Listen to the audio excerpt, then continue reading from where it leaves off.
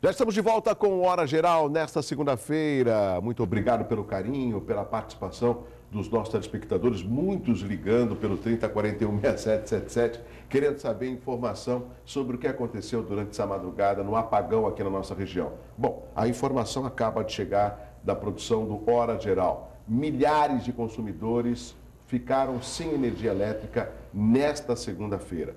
Um apagão, de acordo com a CPFL, teria atingido os municípios de Santos, São Vicente, Cubatão e Praia Grande.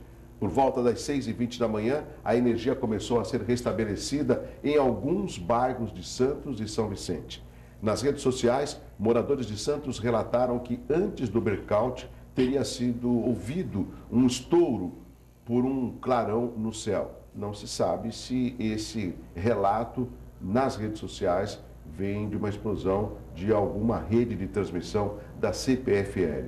Essas imagens nós estamos recebendo também via WhatsApp, por volta das 5 da manhã, onde ainda está escuro, para que o telespectador possa ter a noção o quanto que estava perigoso, né, andar mesmo de carro pela madrugada, pela falta de energia, inclusive nos semáforos, né, em toda a cidade. Essa pouca quantidade de luz, é justamente dos veículos, como você viu ali, uma viatura da polícia passando em um dos cruzamentos aqui no bairro da cidade de Santos. Tá certo? Bom, vamos conhecer um pouco mais de esporte nesta segunda-feira aqui no Hora Geral. Vamos lá?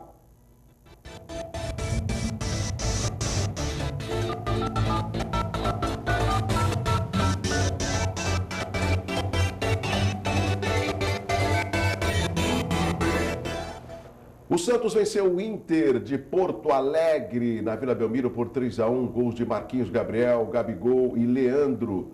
Valdívia descontou para os gaúchos. Com o resultado, o Peixe passou o Colorado e agora está na quinta colocação com 43, enquanto os comandados de Angel Fuchs permanecem com 41 na oitava posição. Agora o Santos volta suas atenções à Copa do Brasil. Enfrenta na próxima quinta-feira o Figueirense no Pacaembu, na capital, jogando pelo empate, já que venceu o primeiro confronto por 1-0. Já o clássico entre São Paulo e Palmeiras no Morumbi ia muito bem para o time de Juan Carlos Osório até os 47 do segundo tempo, quando o Ceni voltou a falhar na reposição de bola e levou mais um gol do meia Robinho por cobertura.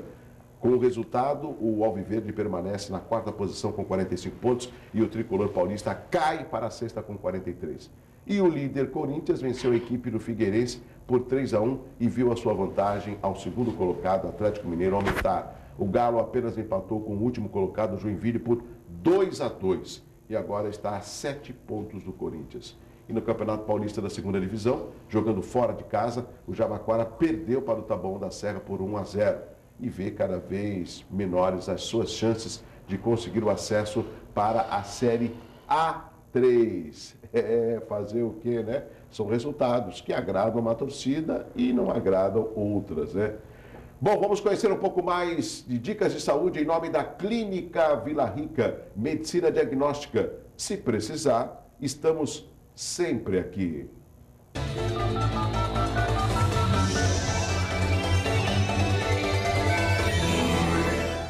Proteja seu corpo das mudanças bruscas de temperatura. Você sai de casa em trajes mais leves e, passadas poucas horas, acaba tomando um susto com a queda brusca de temperatura. Isso não acontece? O seu corpo sente mais do que o desconforto causado pela falta de agasalho quando esfria de repente. Processos alérgicos, resfriados e até baixa imunidade são alguns dos prejuízos comuns à saúde quando há instabilidade no clima. Previna-se contra esses problemas com as dicas: beba muito líquido, ajuste a alimentação à temperatura, evite ambientes com muitas pessoas, deixe a casa ventilada e evite o choque térmico. Cuide da sua saúde com as dicas do Hora Geral em nome da Clínica Vila Rica, Medicina Diagnóstica. Se precisar, estamos aqui. Nossa convidada de hoje é a doutora Maria Imbeloni, ela é nutricionista. Mariana, tudo bem? Tudo jóia. Obrigado por vir aqui no Hora Geral. Você falou para mim que não gosta de coisa cedo, mas você está bem assim, alegre, né? De ter acordado logo cedo. Não muito cedo, né? Tudo bem, Mariana? Tudo jóia. O seu tema é um tema importante. Nós conversávamos antes de entrar no estúdio, porque o que a gente pensa, pelo menos eu penso, e acredito que a maioria do meu telespectador pensa, de um nutricionista. É aquele que vai fazer uma espécie de um relatório, de um menu, de um cardápio daquilo que, dependendo da pessoa, vai fazer bem para ele ou não, né? E sempre a nutricionista, ela acaba tendo um destaque, principalmente quando a gente vê esses programas de chefes de cozinha, que tem aumentado muito, né? E quando a gente vai em alguns restaurantes, até o nutricionista ou o chefe de cozinha, eu sei que são duas coisas diferentes, mas a gente consegue conversar, contactar, tirar algumas informações. O que você diria para nós, inicialmente, de novidades na sua área, que é a área de nutrição? A nutricionista tem vários campos, né? Exato. Várias áreas. Tem a parte clínica, que a gente pode fazer o consultório, e tem realmente a parte de restaurante, né? Essa parte de restaurante a gente cuida mais da parte dos processos, desenvolve um menu que pode ser um menu mais saudável, então a gente pode também tornar os restaurantes mais atrativos, né? As lanchonetes, as cafeterias, e hoje em dia todo mundo pensa na alimentação saudável, na qualidade de vida, e isso conta bastante, porque a higiene também faz parte da saúde, né? Não é só apenas a parte biológica que a gente fala do corpo em si, onde o nutricionista vai montar cardápios, onde ele vai elaborar dietas, né, mais personalizadas, criando assim mais essa consciência nas pessoas de que a higiene também é saúde, processos também melhoram até a parte financeira dos empresários, dos negócios locais. Agora, quando a gente fala de nutricionista ou de nutrição, a gente logo vem assim na cabeça que é o cardápio, é a comida, é aquilo que nós vamos ingerir diariamente. E eu ouço muito as pessoas falarem, quer dizer, a maioria dos profissionais, o certo é você se alimentar de 3 em 3 horas. E também sei de alguém que às vezes fica um bom período sem se alimentar e depois almoça e às vezes fica a tarde toda sem comer e à noite janta. Essa pessoa, Mariana Imbeloni, sou eu. Então, nesse caso, porque a gente corre no dia a dia, o que tem de mito e de verdade de comer a cada 3 horas, ou de não tomar um bom café de manhã, ficar um bom período sem comer, almoçar, ficar a tarde toda sem comer e jantar, por exemplo? Vamos pegar esses dois casos. O seu organismo ele precisa de energia, né? Então você precisa de glicose, que é energia para o seu organismo. E a glicose eu encontro nos alimentos? Todo alimento, quando você ingere, ele é transformado em glicose, em energia, tá? Para o seu organismo. A caloria seria toda a energia, mas dentro de cada alimento você também encontra os nutrientes. Então, eu preciso de energia a cada 3 horas, porque eu preciso dar essa glicose, eu preciso dar esses nutrientes para o meu organismo a cada 3 horas. Então, Mariana, mas eu fico muito tempo sem comer, eu me sinto bem. Ok, você já se habituou dessa forma, mas isso não é saudável para o seu organismo, para a sua parte biológica, tá? O organismo humano, ele foi feito para estar sempre recebendo energia, os nutrientes para poder fazer as atividades. Então, eu não tomei café da manhã, fiquei 5, 6 horas sem comer. Isso causa um estresse celular, tá? Então, isso não é bom. Porque a célula, o corpo ele é inteligente, então ele pensa assim, poxa, o Douglas está muitas horas sem comer, deixa eu poupar energia, vou dar energia que é suficiente para ele utilizar no organismo dele, e o restante eu vou poupar. E o organismo ele só poupa energia em forma de gordura. Então, Mariana, mas eu sou magra. Bom, então você está utilizando tudo isso de uma forma errada dentro do seu organismo. E esse estresse metabólico, ele é fator depois, posteriormente, né, a causar alguma doença, como diabetes, hipertensão. Então, ela vai começar a desgovernar um pouquinho o seu corpo. Essa é a verdade. Né? Ou seja, o fato, então, da Mariana Imbeloni, nutricionista, reafirmar no Hora Geral que a pessoa precisa de energia, por isso que ela tem que se alimentar a cada 3 horas, veio também uma outra pergunta. Então, tudo bem, então a cada 3 horas eu posso comer um sanduíche, aí daqui a 3 horas eu posso comer um churros, aí daqui a 3 horas eu posso, de repente, ir num fast food e pedir, de repente, ou tomar uma taça de sorvete com frutas, tudo bem? Ou nesse período, nesses intervalos de 3 horas tem que ser uma pequena alimentação, uma pequena quantidade, por exemplo? É assim, Douglas, conta muito a qualidade dos alimentos que você está ingerindo. Então, a gente tem que trabalhar sempre com equilíbrio, com variedade, com qualidade e quantidade, que são os princípios da pirâmide dos alimentos, do nosso guia alimentar. Então, quando você come toma um milkshake, depois você come um fast food, isso não tem qualidade nutricional. Não é que você vai... Eu não costumo falar que a pessoa não pode comer nada, eu não gosto de rotular muito essa questão do que é bom e do que é ruim. É claro que você ensina, porque biologicamente isso é favorável para o seu corpo, o que é bom e o que é ruim. Mas você vai criando uma consciência no indivíduo. Eu acho que se você simplesmente joga para ele uma tabela, uma planilha e fala, você vai ter que fazer assim, você está rotulando aquilo. E você não sabe qual é a cultura dele, qual a crença que ele tem naquele alimento, qual é o comportamento que ele tem, as aversões que ele tem, as preferências. Então, tudo isso conta em qualquer lugar onde eu for atender um cliente, né? Então, você tirar um fast food, realmente o fast food não é bom.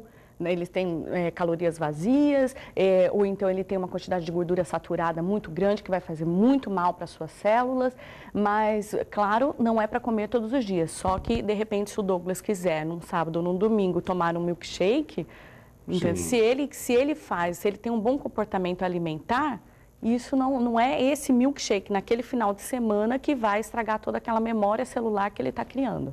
Eu tenho já algumas perguntas chegando pelo 30416777, mas aqui na pauta, Mariana, tem aqui que você vem se especializando em genômica nutricional. Você podia explicar para nós o que significa? É nutrigenômica e nutrigenética. A nutrigenética é o comportamento dos seus hábitos alimentares com seus genes. Então, o que você come com seus genes, essa relação. A nutrigenômica, ela vai avaliar o que esses nutrientes, quer dizer, exatamente tudo isso que nós estamos falando, quer dizer, se você come mais gordura, se você come mais sal ou se você come menos açúcar, como esses nutrientes estão se relacionando com seus genes. Então, eles são capazes de silenciar ou ativar algum gene. Ali nós temos uma ilustração, inclusive, né? São células e o DNA. O DNA é feito de proteína. Então, quer dizer, tudo que você come tem total relação com o seu DNA. Agora, eu vou tratá-la assim, você é bem mais jovem do que eu, me permita. A gente observa, por exemplo, que não é tão fácil mudar alguns hábitos. Sim. Porque tem gente que tem sempre o hábito de, por mais que a comida esteja temperada, coloca o sal. Sim. Né? Por mais que seja à noite, minha pizza não pode faltar. Ou seja, como mudar esse hábito? Talvez através desses estudos que você faz, mostrando para as pessoas, esse resultado ele é imediato, ou seja, questão não só de um dia para o outro, mas questão de um mês, ela já sente esse resultado? Sente. E o resultado que ele é visto, ele é no corpo, é na satisfação da pessoa? Todos os aspectos, Douglas. Eu acho assim, eu fico muito feliz com os resultados que a gente tem e eu gosto desse tema porque as pessoas têm justamente por uma questão cultural essa dificuldade de mudar a rotina. Então, quando ela se conhece, quando ela detém o conhecimento do que realmente ela é por dentro e aquilo que vai fazer bem ou mal, ela tem plena consciência disso, isso já ajuda muito nesse processo de mudança. Como que nós vamos mudar os hábitos? Então, ela se conhecendo, ela muda mais fácil. Eu sempre costumo utilizar o exemplo de escovar os dentes. Quando a gente era criança, quantas vezes nossos pais falaram, vamos escovar os dentes, Verdade. Levanta e escova os dentes. Isso nós ouvimos na infância, coloca o chinelo, não pisa no chão. É um agasalho. Exatamente. Então, isso foram situações colocadas ao longo do tempo. Então, a consciência, a nova consciência para mudar hábitos alimentares, ela também é um pouquinho de cada vez. Agora, quando você tem conhecimento do que você realmente precisa, isso é mais favorável. Então, você consegue mudar mais rapidamente isso. Então, eu acredito muito nesse novo conhecimento, na verdade, novo não, né? Já tem alguns anos que teve o projeto Genoma, então nós conhecemos todo o nosso DNA, que é cerca de 99,99% iguais. Nós somos diferentes por cerca de 0,1%. Do DNA. Então, esse 0,1% que a gente chama de polimorfismos, que determinam o que nós somos no fenótipo, o que nós aparentamos e o que também, como nós vamos absorver determinados nutrientes. Então, por isso que as dietas não podem ser iguais, né? Então, a gente tem, claro, orientações gerais, mas cada um precisa exatamente de uma determinada quantidade de sal, uma determinada quantidade de gordura, dos grãos integrais, de vitamina C, de folato, que é uma vitamina B. E como nutricionista, essa análise, né, esse relato, esse estudo individual das pessoas que procuram a sua clínica é feito através do quê? De um exame de sangue, ou de uma entrevista, ou de uma conversa? Como que a doutora Mariana vai chegar no diagnóstico daquele paciente, por exemplo? Com relação ao teste genético, eu faço no consultório um teste através de saliva. Então, é através da saliva que é recolhido esse material e aí é enviado para uma universidade em Toronto, no Canadá, onde é feita essa análise. Tá?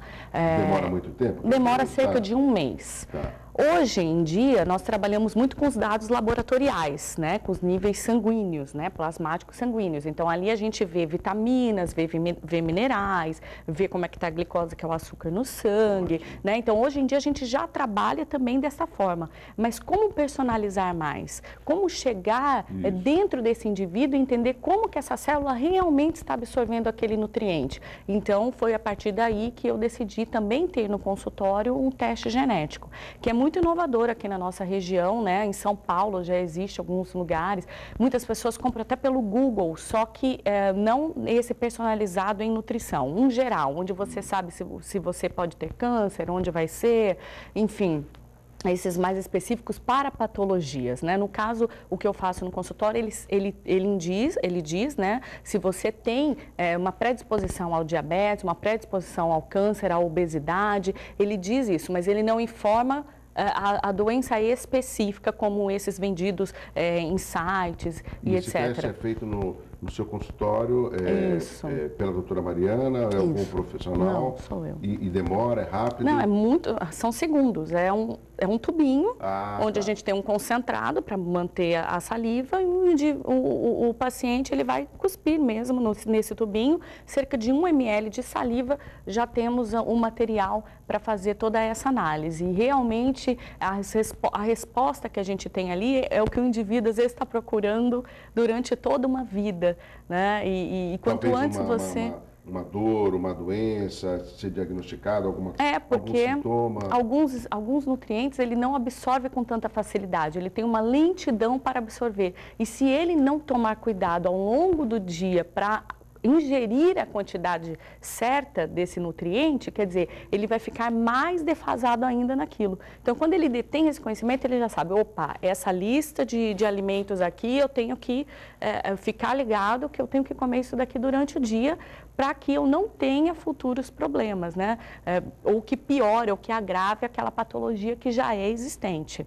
Então, é muito fácil, é muito rápido e demora cerca de um mês, mais ou menos, para vir o resultado. A diferença é que quando você compra esses no Google, que não é, no caso específico para nutricionista, você também não tem do outro lado um profissional que esteja... Então, você tem todo aquele resultado na mão e como você está sendo assessorado? O que eu faço com isso? Né? Então, muitas pessoas podem até ter desespero de ver e não entender. Né? Então... Até porque também, doutora, a gente tem...